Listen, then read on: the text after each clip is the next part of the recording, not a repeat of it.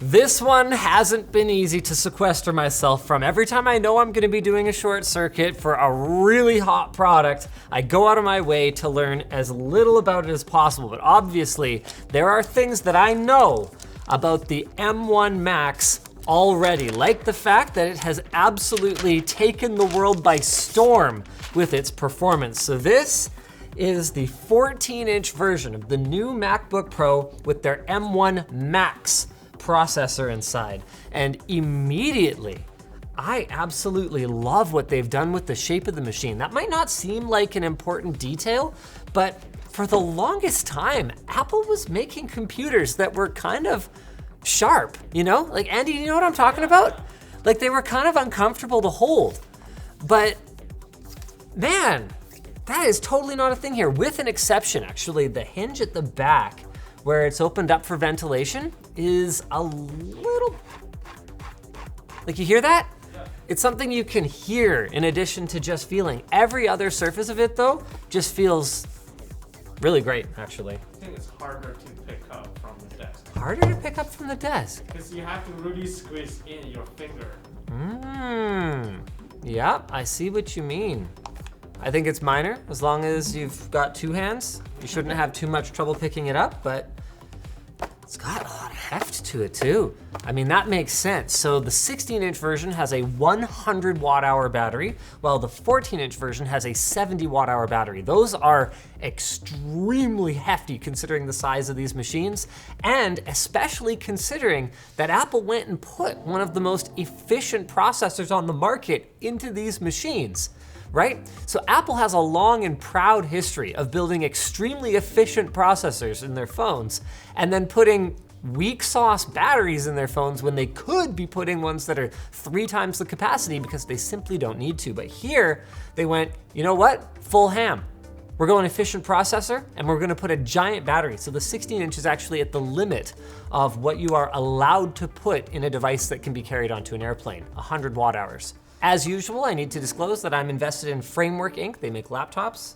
Nothing like this one, but they definitely do make laptops. Okay, this is cool. One of the big things that the internet's wondering about with the M1 Max is, hey, they've got all of this GPU power, right? They've got this 32 core GPU, whatever that means, but how does that actually compare to the kind of GPU that you might find in a PC laptop? I mean, Apple made comparisons to NVIDIA's RTX 3080 Mobile, and depending on the application, so for some productivity applications, that has actually not looked that crazy. But then if you've got all that power, what about gaming? So we've actually preloaded this machine with Deus Ex Mankind Divided, which I'm gonna fire up in a minute here, but first I just wanna tinker around with it a little bit. Just take it for a quick test drive. Oh, stop right there, Linus, because these people need to know about our sponsor, Jackery. Their Explorer 1500 portable power station has enough juice to keep all your devices powered and connected. Its huge 1500 watt-hour capacity and 1800 watt-hour output rate allows up to 7 devices to be plugged in simultaneously. It takes only 4 hours to recharge this thing from 0 up to 80%, so check out the Explorer 1500 at the link below and get 10% off with the code LinusTechTips. See you later. Well, I was actually, oh, okay, that's as far out as it opens. This is something I think Apple could do a better job of. It doesn't happen that often, but there are times when I find myself wanting to open up the hinge of my laptop a little bit more than this. I mean, this even goes back to when I was still in university, and sometimes I would walk around on campus with wireless B, Andy, 11 megabit per second, and I would actually have my machine completely opened up 180 degrees, and I'd be like tapping on something while I'm walking around from one place to another. Remember, this is before like touchscreen smartphones, so like, okay, maybe it's not part of your life, but it is something that I still find myself doing once in a while.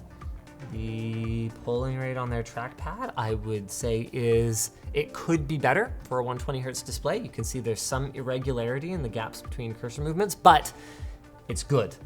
It's not bad. Can you game on a trackpad? I wouldn't try to game on a trackpad. That's really not the point. Now, obviously the most controversial thing about the new M1 Max and M1 Pro MacBooks is the notch. I've seen arguments both ways. I've seen arguments that it matters a lot because you might have a whole bunch of stuff lined up in whatever Apple calls this, and they can actually end up hidden by the notch. And you can actually see that instead of taking the approach that they have with the iPhone, where that part of the screen simply doesn't exist, they've actually made it so it does exist. Like, you could move your mouse quite substantially on this phantom portion of the screen back here. And this is a trend that Apple is not the only one to be responsible for. So Microsoft, in their most recent Surface device, actually has rounded corners, and you can end up hiding the cursor behind it.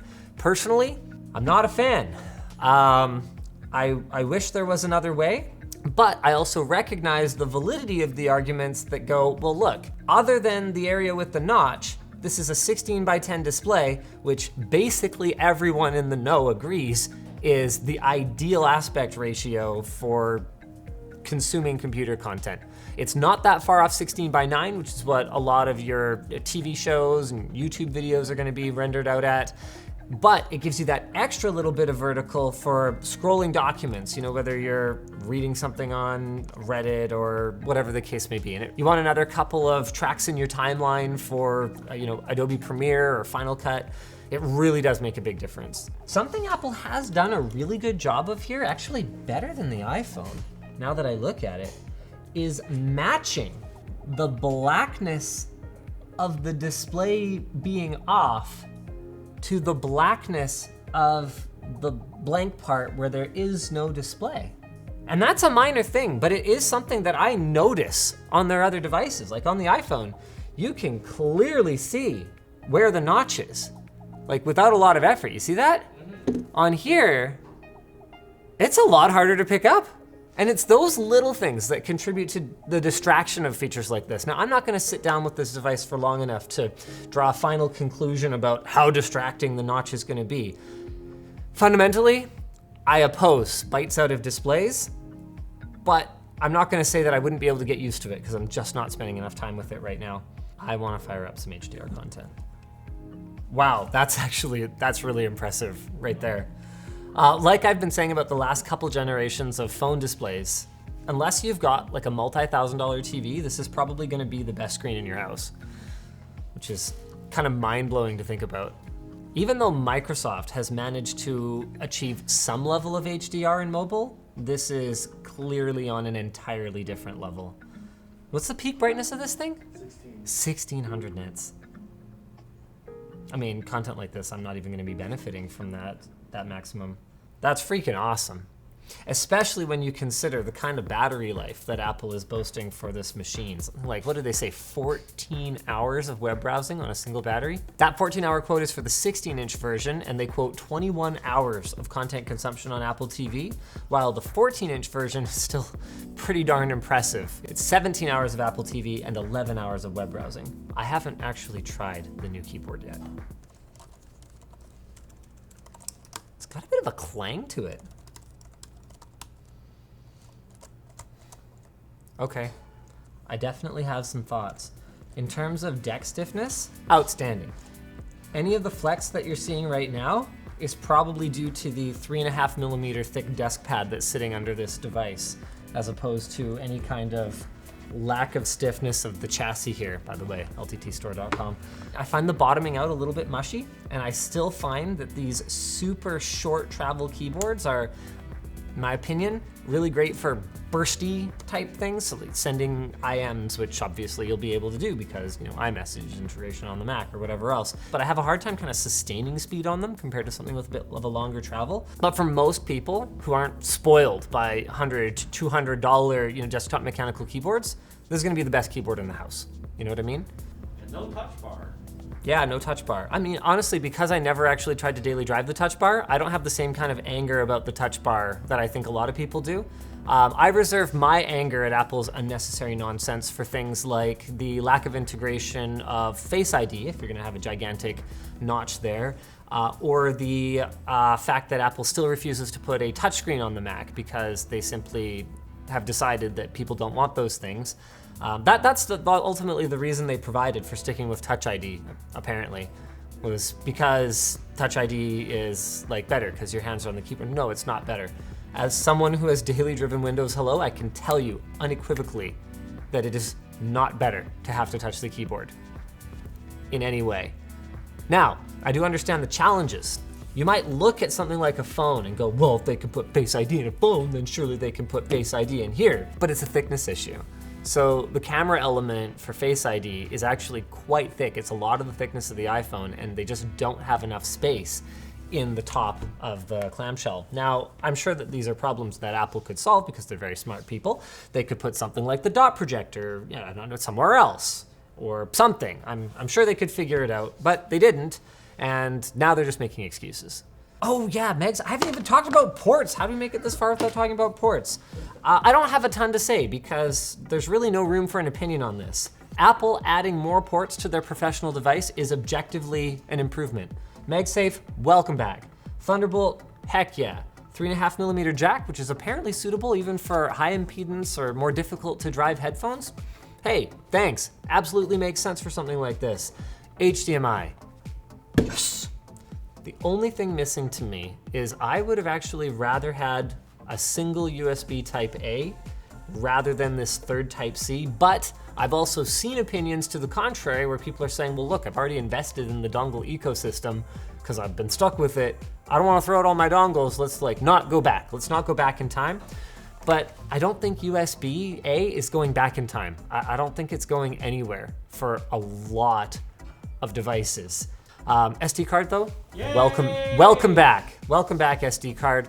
I had said on the WAN show, I said that, yeah, SD card maybe not as big of a deal as it used to be now that so much camera media is not SD. But people brought up to me that, okay, well, what about drone enthusiasts or Raspberry Pi enthusiasts or all these other developers, like all these other people that might need to use an SD card?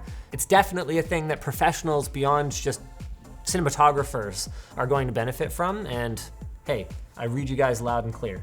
I have high expectations for the speakers on this. It is amazing how much bass they pack into these tiny little speakers, isn't it? And it's actually punchy, it doesn't suck. Sorry, I can't hear you, Andy.